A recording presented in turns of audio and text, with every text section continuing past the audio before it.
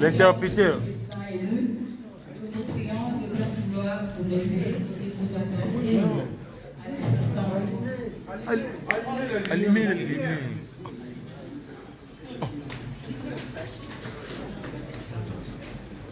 Oh, Pimbo. Nous vous demandons également, chers participants, de pouvoir mettre le téléphone sur votre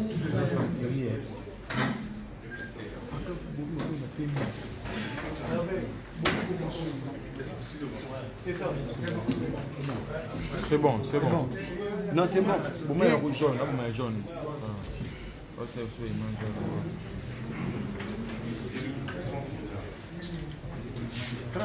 Merci, Madame Moboni.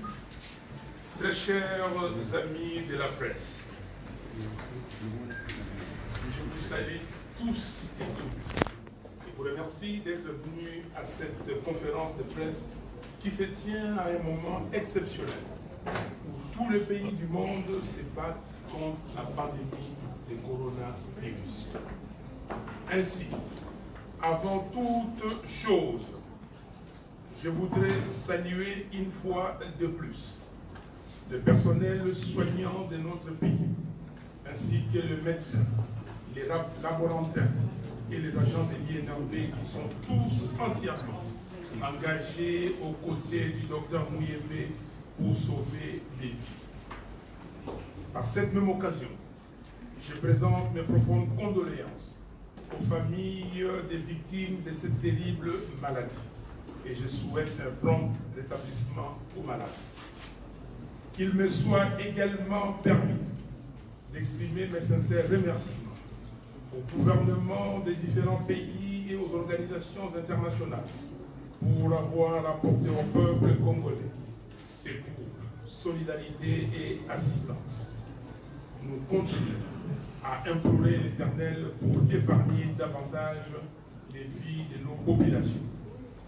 Très chers amis de la presse, comme vous le savez, notre pays est au bord du chaos.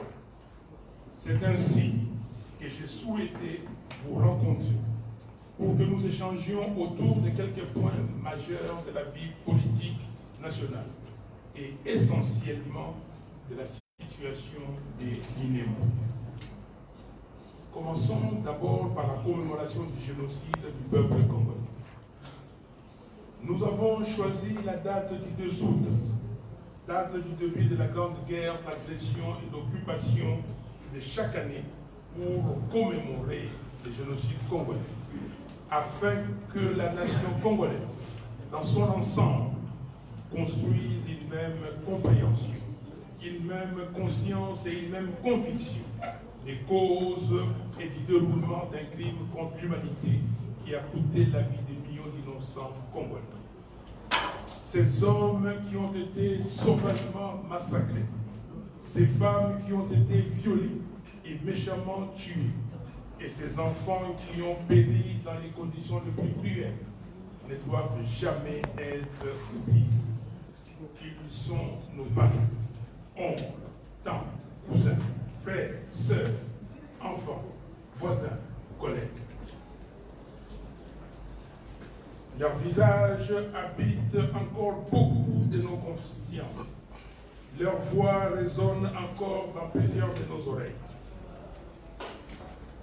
Le 2 août de cette année 2020 à Kinshasa, dans toutes les provinces du pays et dans la diaspora à travers le monde, les Congolais étaient nombreux à dire avec panache que ces lourds tributs payés par notre patrie ne doivent pas être oubliés.